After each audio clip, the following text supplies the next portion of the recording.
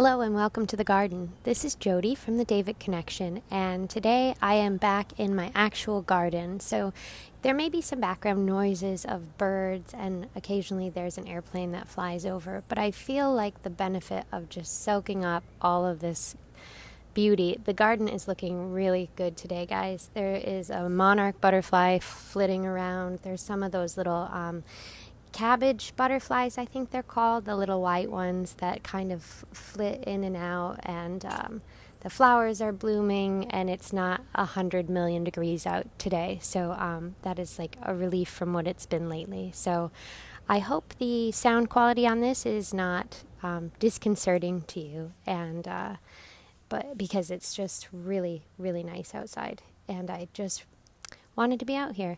And I was thinking about why, how I started these videos and started saying welcome to the garden, and just really reminded myself of the feeling that I got when I made that first video of like really welcoming you into this space that I find very healing and just lovely, just like a place where you can sit down, soak up some love, soak up some beauty, and, go then back on your path and take what you've, the rest and the relaxation that you've gotten. So hopefully the lovely vibes of all my flowers and all my plants are coming through to you now in this recording. So here's what I'm going to talk about today. I'm going to talk about cutting cords, because this has been one of the most vital and important lessons of my life. And I'm also going to talk about boundaries, because I'm learning a lot about boundaries right now, and it is a very, very hard lesson for me. So I am going to tell you a couple of stories about cutting cords from my own life, and I'm going to let the light just kind of direct where I go with this. I'm not entirely sure, but I trust that the message will be whatever it's meant to be. So the first story I'm going to tell you was one of my first experiences with learning about how to cut cords. I grew up in a family that was somewhat difficult, let's say, and that maybe is putting it a bit mildly, and being empathic and being kind of wide open to other people's feelings, and also feeling responsible for other people's feelings, created a necessity in me to try and make everyone feel better all the time. And so my father, who has since passed, was at least narcissistic, if not somewhat sociopathic. He just really did not know how to love. He didn't have a whole lot of human emotions going on in there. And he was very, very hard.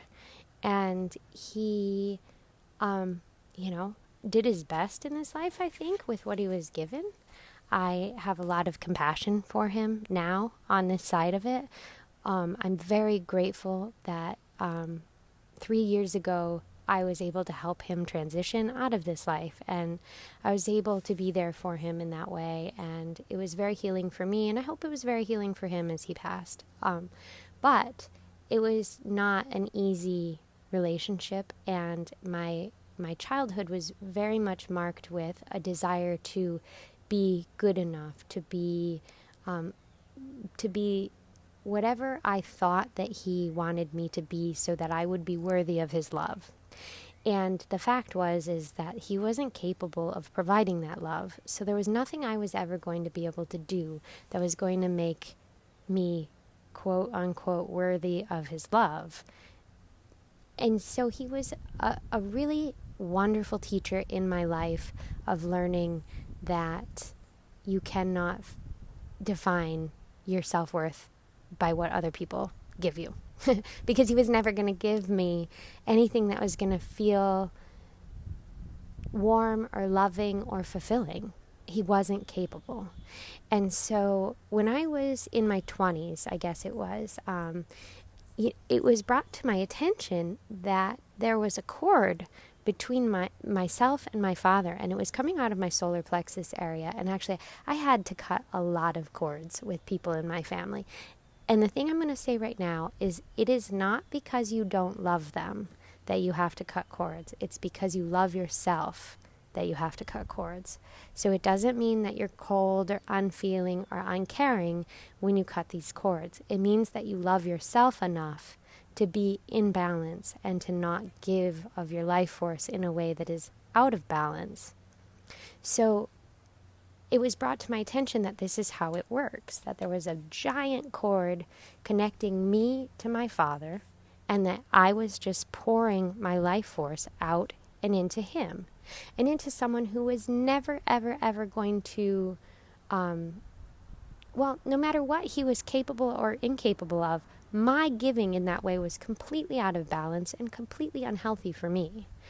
So I had to work very, very hard to cut that cord. It was not a one-off deal where I was just like, oh, snip, done with that. You know, I mean, he was my father. He's like, there's like a deep connection that we have to our parents and who they are and what they've done and how that has impacted us as people and how we've grown up and how we have like evolved into adults. So, I mean, it's like, it's complex no matter what you say about it. It's complex. So it took me a very long time to cut that cord. And, you know, by the time he died, I felt like we had reached balance. You know, it took like one majorly explosive screaming match and then like a lot of years of just like really working to like fortify myself and only give what was in balance and only be, you know, and to actually be present, to be not pulled off of presence, to be not pulled off of my center and my foundation by him, because he tried and tried and tried. After the screaming match, it's not like he stopped trying. It was that I was more able to hold my own boundaries.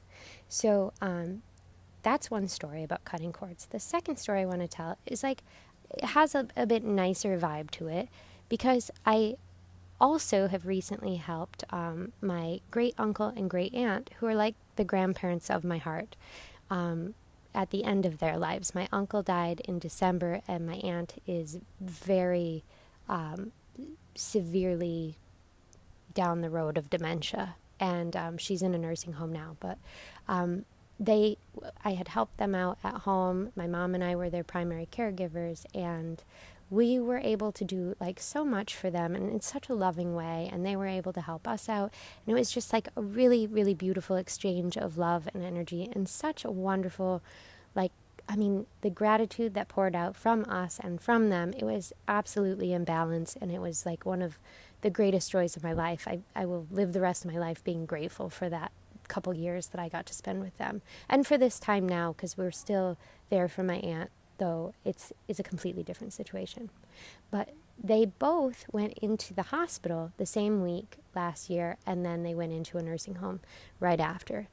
And I was fortunate at the time that it was brought to my attention that in helping them at that time when they went into the hospital, I was pouring my life force into them, trying to keep them alive.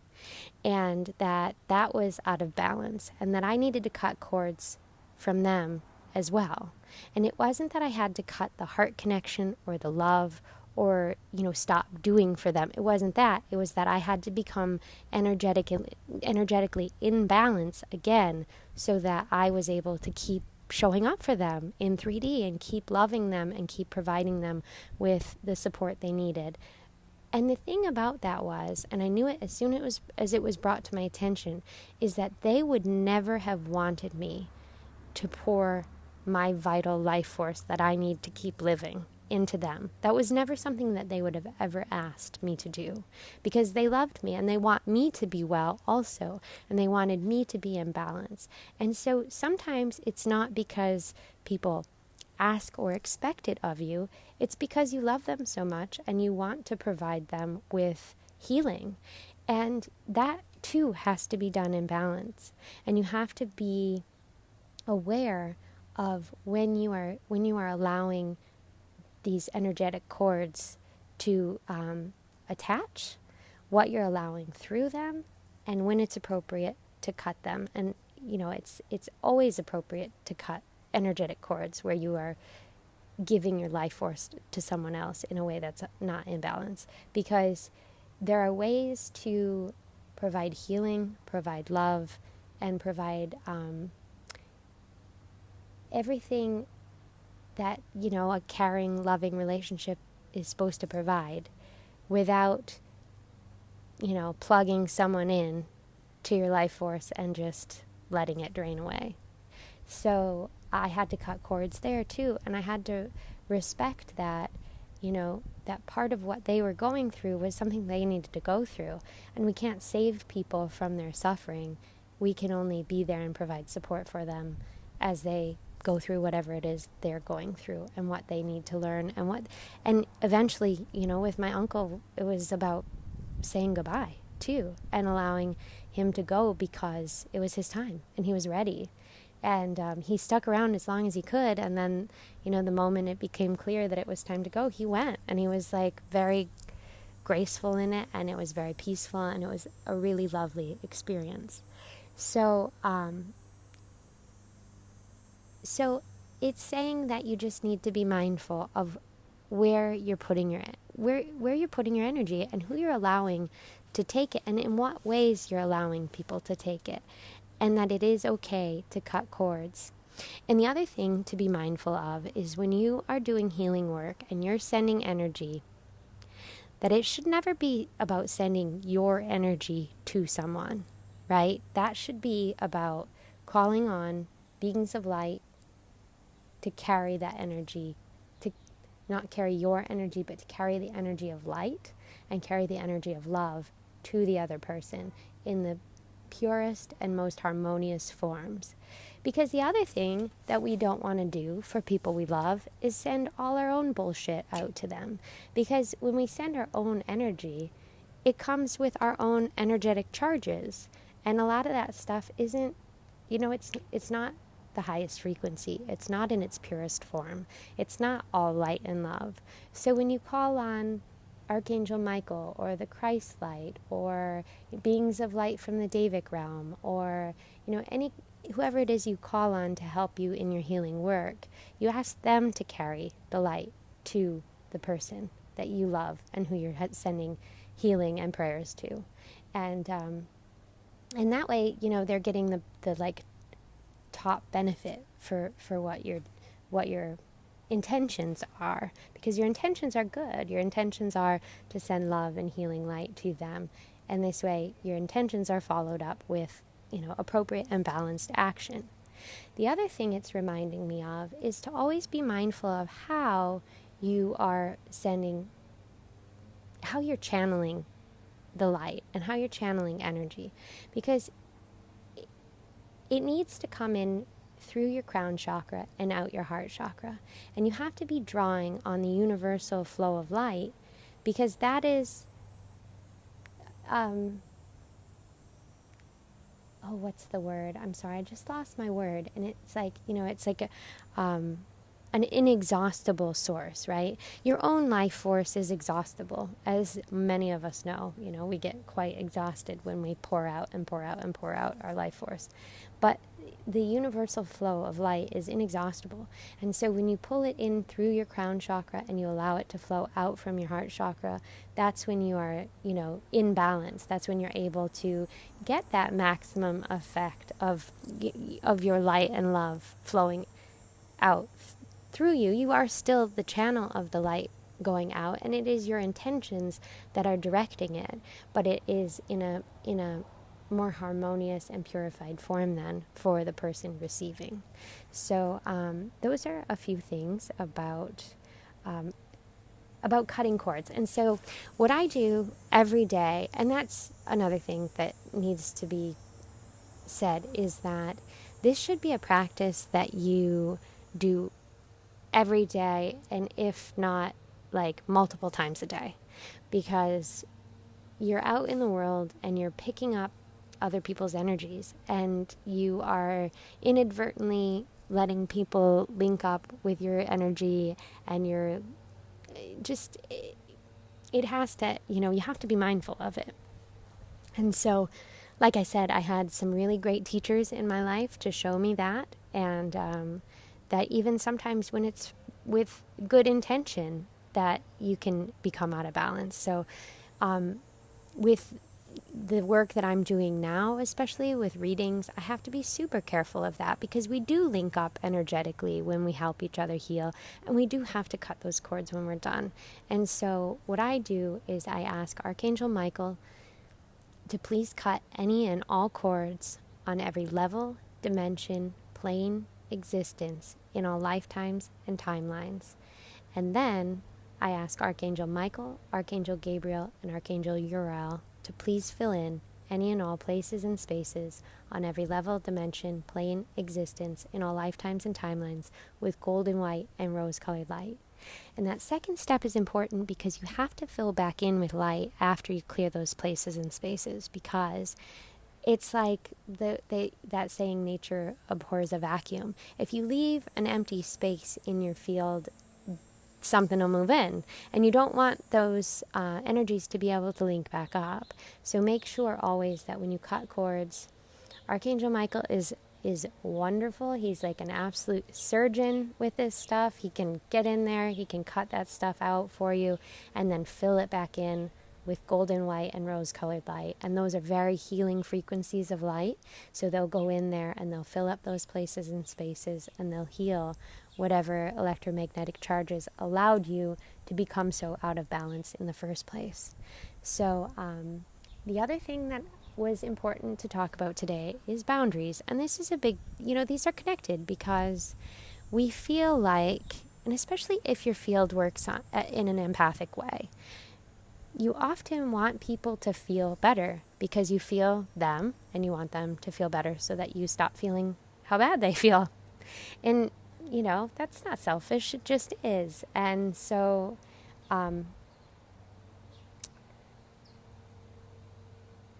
sorry, there was a fly buzzing, and it kind of took me out of where I was, and I'm just kind of looking at why. And so,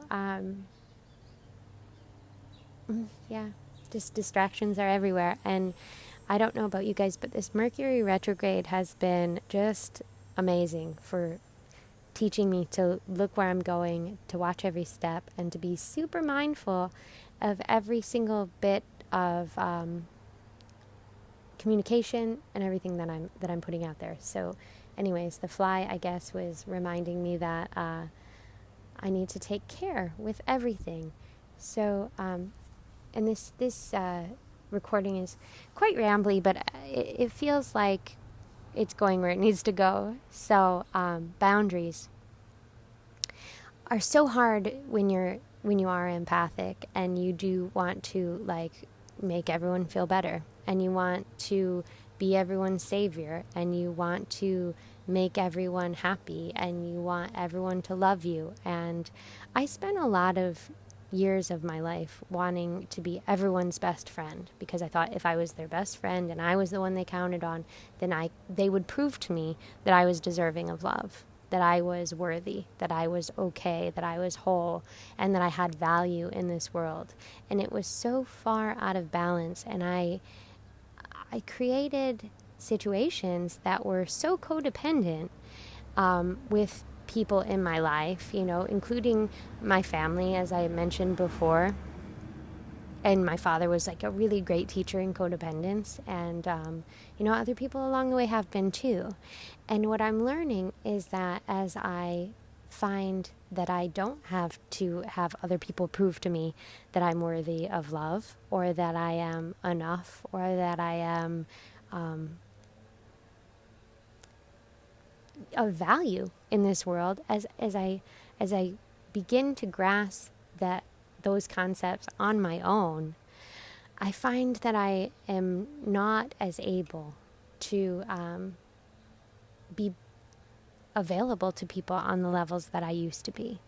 And that's okay. It's like I'm learning that that's okay, that I can say to people, here's what I have to offer you. And, if that works for you, great. If it doesn't work for you, that's great too, but this is where I'm at, and I'm okay where I'm at. So I am learning this lesson slowly but surely. It really is hard for so many people who have this patterning of people pleasing. And especially if you grew up in a family where there was a parent situation like a narcissist or sociopath or someone for whom you were never going to be enough no matter what you do. So that is not about them. That's about you, and they are there to show you that you are 100% enough however you show up on any given day, and that is a really beautiful thing to accept about yourself. And that when you accept that about yourself, you find your energetic dynamics with people changing and your interpersonal relationships changing and actually becoming more honest and more giving, because what you are giving is purer in a sense. It is more based in unconditional love and more based in an understanding of what balance is. And sometimes the most loving thing we can do for someone else is to uphold our boundaries and to be strong and to be solid in who we are and show them what that looks like and show them that we can still love and we can still be present from a really strong foundation of self. And loving self is not selfish. Being comfortable with self is not selfish. Being solid in what it means to be yourself is not selfish. And we get things backward because we are conditioned to believe that we have to,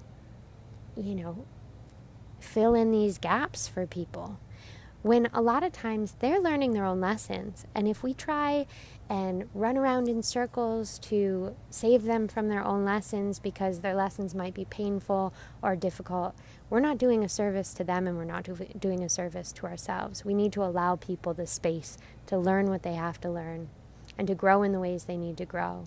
And that is one of the hardest lessons I've learned in my life, because I wanted to save everyone that I love. And I didn't want anyone I love to be in pain. Of course you don't want people you love to be in pain, But there's a lot of times where what are you actually going to do about it? You can be supportive, you can be there for them, but you can't save them, and you can't solve every problem they have for themselves. They have to do that for themselves. So that is what it has to say about cutting cords and boundaries today. I'm so grateful to the people in my life who have helped me learn this, and it's from that place of gratitude that I can provide this message, because I find it very uncomfortable to do these things, because it is like a very long held deep pattern of mine to be out of balance in these ways in my interpersonal relationships.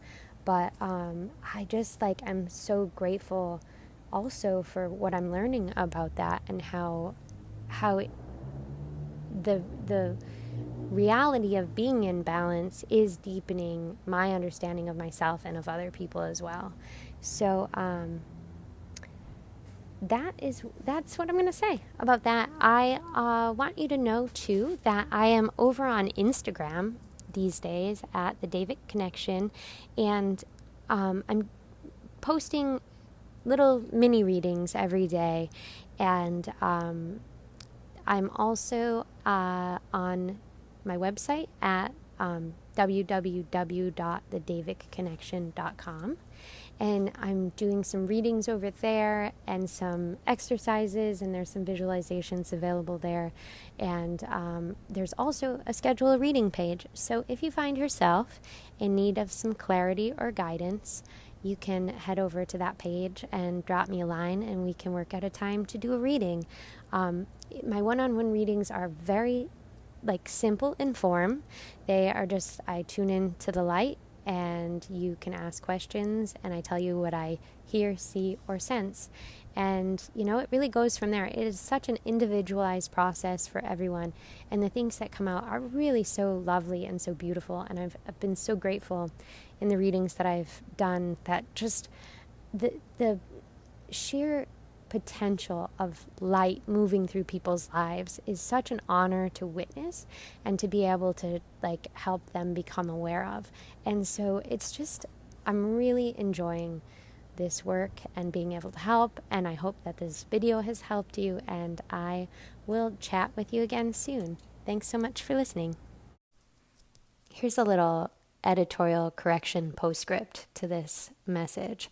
I was just listening back and realized I had Archangel Michael pull in a double there. So when I was telling you all about how I cut cords, Archangel Michael cuts the cords, and then when you fill back in with golden white and rose-colored light, I call on Archangel Gabriel, Archangel Uriel, and Archangel Raphael. And so Michael cuts the cords, Gabriel, Raphael, and Uriel fill back in with golden white and rose-colored light. So thanks, sorry for that little mistake, and I'm glad I listened back so that I could correct it. Okay, have a great day, and we'll chat again soon.